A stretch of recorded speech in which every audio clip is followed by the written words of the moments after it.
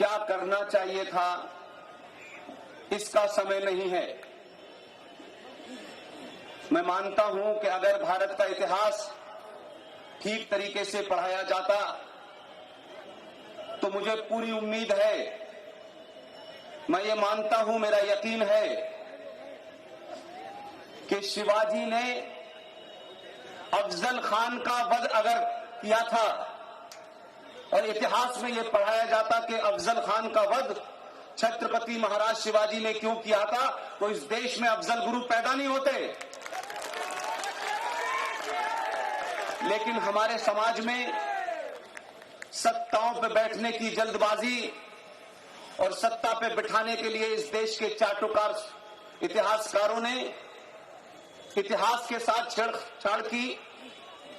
मुझे उससे ज्यादा दुख इस बात का है कि 26 जनवरी 1950 को भारत का संविधान बना और इस संविधान के अंदर तमाम वो लोग जो उस वक्त संविधान लिखने वाली कमेटी में थे, संविधान लिखने के बाद ये तय हुआ कि भारत का संविधान अगर इसके ऊपर सिर्फ भारत ना भी लिखा जाए तो कैसे भारत के संविधान को सिर्फ छूने से, देखने से ये पता चल जाए कि ये भारत का संविधान है।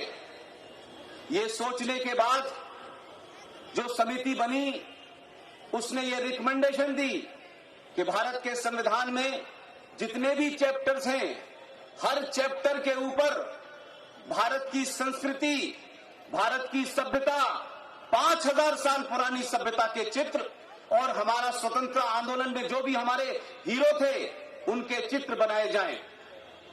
नंदलाल बोस के अंडर में एक कमेटी बनी, उसमें शांति निकेतन के कुछ छात्र मौजूद थे और कुल मिला के 22 चित्रों को अप्रूव किया गया कि भारत के संविधान में उन्हें जोड़ा जाए।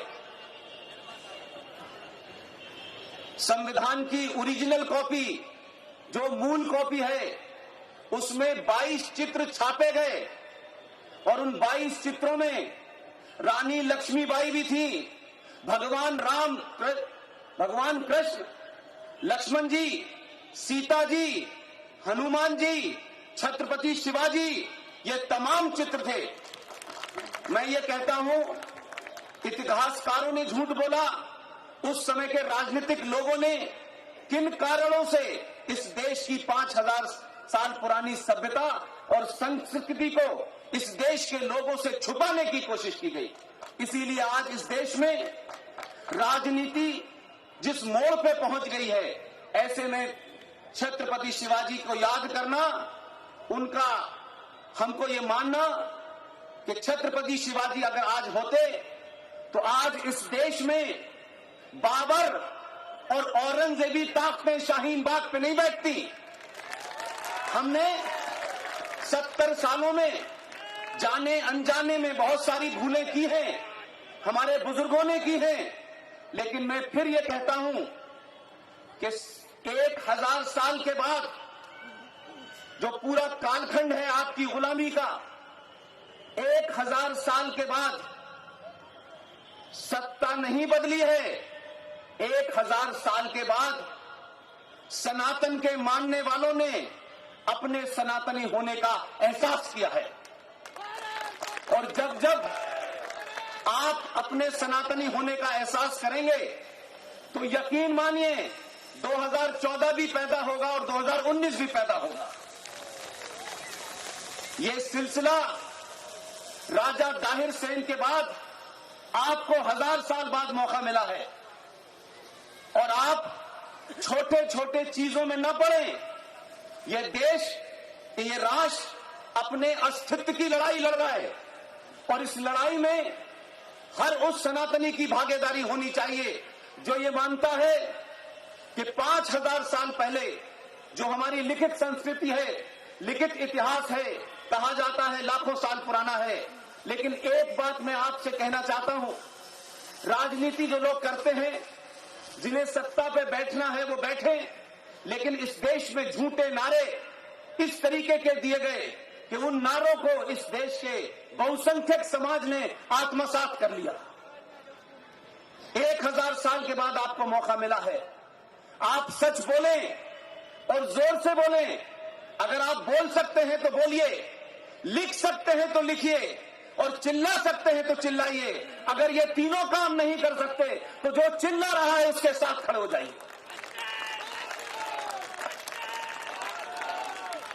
आज हमारे सामने संकट ये नहीं है कि इस देश में इतनी भोली भाली ताकतें हैं कि पिछले 70 साल में ट्रैफिक रूल क्या थे वो उनकी समझ में नहीं आ रहे, लेकिन सीएए समझ में आ गया है।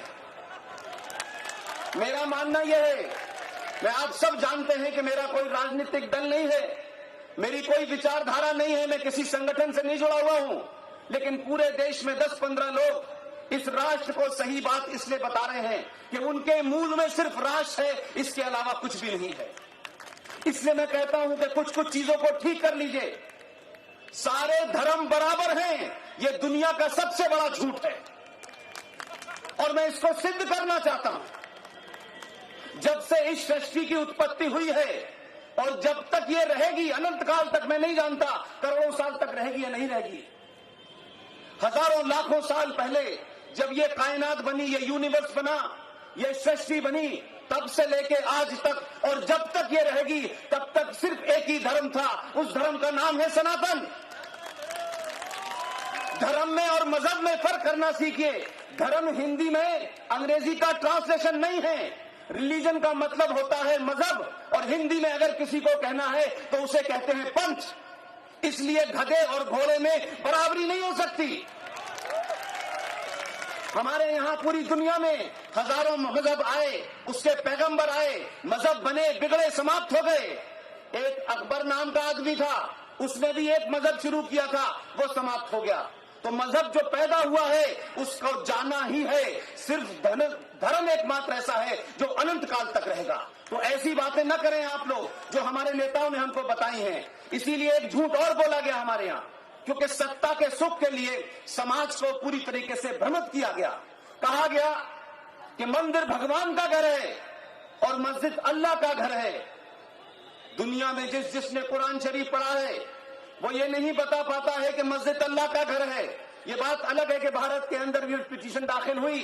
14 साल के बाद सुप्रीम कोर्ट की पूरी बेंच ने कहा, बड़े बड़े दानिश्वर, बड़े बड़े मौलवी, बड़े बड़े हाजी, ये तमाम लोग मौजूद थे। उन्होंने कहा कि मस्जिद का दर्जा इस्लाम के अंदर पवित्र जगह का नहीं है। मस्जिद की कोई महत्वता नहीं है। मस्जिद कहीं भी बन सकती है, कहीं भी टूट सकती है। और ये बात हिंदुस्तान की, तो यहाँ तो मस्जिद और कब्रिस्तान राजनीति के एजेंडे में चल रहे हैं। जहां पे मोहम्मद साहब थे, जहां मक्का है, जहां हरमैन शरीफ है, जहां काबा शरीफ है, वहां रोज मस्जिदें टूटी जाती हैं और रोज वहां सड़कें चौड़ी हो जाती हैं। लेकिन हमारे यहां मस्जिद और कब्रिस्तान राजनीति का अखाड़ा बना हुआ है। मैं मुसलमानों से भी कहना चाहता हूं, अगर वो उनका मुसल्लत ईमान है और वो मानते हैं, अगर वो समझते हैं कि कुरान उनकी किताब है, तो कम से कम जो कुरान में लिखा है वो करें और जो कुरान में नहीं लिखा वो न करें। सच बोलने की हिम्मत होनी चाहिए, सच कहने की हिम्मत होनी चाहिए। 1000 साल बाद, राजा दाहिर सेन के बाद आपके देश में एक राजा आया है। इतना ही फर्क है कि सरकारें पहले बहुत बनी हैं, हर विचारधारा की बनी, तोड़ जोड़ की बनी, लेकिन पहली बार हम तमाम सारे लोग भाग्यशाली हैं। हमने 1947 नहीं देखा, हमने 65 नहीं देखा, हमने स्वतंत्रता का आंदोलन नहीं देखा, लेकिन 2020 में भारत के सनातनियों को यह मौका मिला है कि जो गलती हमारे पूर्वजों ने की थी उसे दोहराने की जरूरत नहीं है। ये एक ऐसा मौका है, आप अपनी भूमिका तय कीजिए कि आप राष्ट्र के लिए क्या कर सकते हैं। अगर आपको किसी आदमी, किसी संगठन में और राष्ट्र में कुछ चुनना हो, यकीन मानिए आदमी और संगठन को पीछे छोड़ के राष्ट्र को चुनिए। राष्ट्र परमानेंट है, पार्टियां बनेंगी, बिगड़ेंगी, सत्ता आएंगी, जाएंगी, लेकिन राष्ट्र रहेगा तो हम तमाम सारे लोग रहेंगे। लिहाजा न डरिए, न डराइए, लेकिन डरना बंद कर दीजिए। ये जो डर के आपने 1000 साल तक जीवन जिया है, ये एक ऐसा मौका आया है कि आज हम तमाम सारे लोग छोटी छोटी बातों पर, छोटे छोटे काम में अपनी एनर्जी जाया करते हैं। जो लोग धरना प्रदर्शन पर बैठे हैं पूरे देश को औरंगजेबी मानसिकता के तहत चलाना चाहते हैं, आइडिया ऑफ इंडिया को तोड़ना चाहते हैं, इस राष्ट्र के मूल्यों को तोड़ना चाहते हैं। एक बात ध्यान रखिएगा, उनको ये बताइए, एहसास कराइए, अब दिल्ली में नेहरू जी नहीं बैठे, ये उनको पता हो जाना चाहिए। और बिना लाग लपेट के आप अपनी पहचान, आप अपनी बोली, आप अपने प्रतीकों के ऊपर शर्माने की जरूरत नहीं है, क्योंकि हमारे सनातनी समाज को 1000 साल के कालखंड के कारण उसको अपनी पहचान पे शर्म होने लगी है, उसको अपने कपड़ों पे शर्म होती है, किसी को टीका लगाने पे शर्म है, किसी को चोटी रखने पे शर्म है। लेकिन यकीन मानिए, ये मौका हमने कभी नहीं सोचा था कि ये हमारे दौर में आ जाएगा। अगर ऐसा होता तो भारत के पूर्व प्रधानमंत्री ने नेशनल डेवलपमेंट काउंसिल की मीटिंग में जो बात कही वो कोई कहने की हिम्मत नहीं रखता। लेकिन सनातनी पिछले 70 साल से सो रहे थे, इसलिए उस प्रधानमंत्री ने नेशनल डेवलपमेंट काउंसिल की मीटिंग में कहा कि भारत के प्राकृतिक संसाधनों पर अगर पहला अधिकार किसी का है तो मुसलमानों का है। ये कहने के बाद इस देश में सेकुलरिज्म की बौछार हो जाती है। इस देश में मुसलमानों की नाजायज मांगों को जो मानता है वही सेकुलर कहलाता है। किसी को अंदाजा नहीं था कि देश में सत्ता ऐसे बदलेगी। लोग कहते हैं सत्ता बदली है, मैं कहता हूं पहले सनातनी बदला तब सत्ता बदल गई है। और सत्ता बदली है तो लोगों को यह डाइजेस्ट नहीं हो रहा, लोग इस बात का यकीन नहीं कर पा रहे कि यह कैसे मुमकिन है कि 1947 में जो भारत बना, जो संविधान के अंदर उस वक्त की सत्ताधारियों ने आतंकवादियों और मुस्लिम जिहादियों के सामने घुटने टेके, आपने भारत के संविधान में भारत के संविधान की मूल भावना को तोड़ते हुए आपने 370 और 35 पे दिया। भारत की धरती के ऊपर आपने एक इस्लामिक स्टेट को बनने दिया। वहां के नियम कानून अलग थे, वहां का संविधान अलग था, वहां की विधानसभा अलग थी, वहां सदर रियासत था। आप सोचिए, जो राज भारत के हमारे और आपके टैक्स से चलता है, जिनका जीडीपी में 0% कंट्रीब्यूशन है, उस राज में 42,000 हिंदू मारे गए, सबसे ज्यादा फौजी मारे गए। लेकिन उसके बाद भी ये कहा जाता है हमें जमहूरियत चाहिए, हमें इंसानियत चाहिए, हमें कश्मीरियत चाहिए। मुझे लगता है देश में पहली बार कोई एक ऐसा राजा आया है जो किसी की घर वापसी में इंटरेस्टेड नहीं है। पहला राजा आया है जो देश और इस राष्ट्र की वापसी में लगा हुआ है। ये राष्ट्र कहां चला गया था, इसलिए 1947 से शुरू किया है उसने।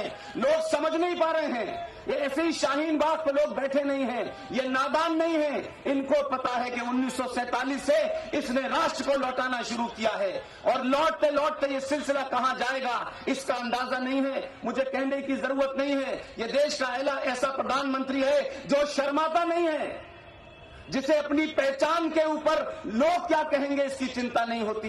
इसलिए 8-8 घंटे मंदिर में बैठने के बाद तिलक लगा करके गेरुआ बस के साथ जब बाहर निकलता है तो लोगों को लगता है कि हमने 70 साल के अंदर इस देश में ऐसे ऐसे प्रधानमंत्री बनाए हैं। जो प्रधानमंत्री बनता था वो जामा मस्जिद पे पहले अपना सर टेकने जाता था। उसको लगता था कि जब तक टोपी नहीं लगाएंगे तब तक सेकुलर नहीं होंगे। न इसने टोपी लगाई है, न इसने इफ्तार दिया है। इसने सिर्फ क्या किया है, भारत के राष्ट्रपति से मिलने गए और राष्ट्रपति से कहा कि भारत की पहचान क्या है। आखिर जो राष्ट्र अध्यक्ष आते हैं हम उनको भारत की पहचान के रूप में क्या देते हैं। भोले भाले राष्ट्रपति को समझ में नहीं आया। उन्होंने कहा हमारे यहां ताजमहल दिया जाता है।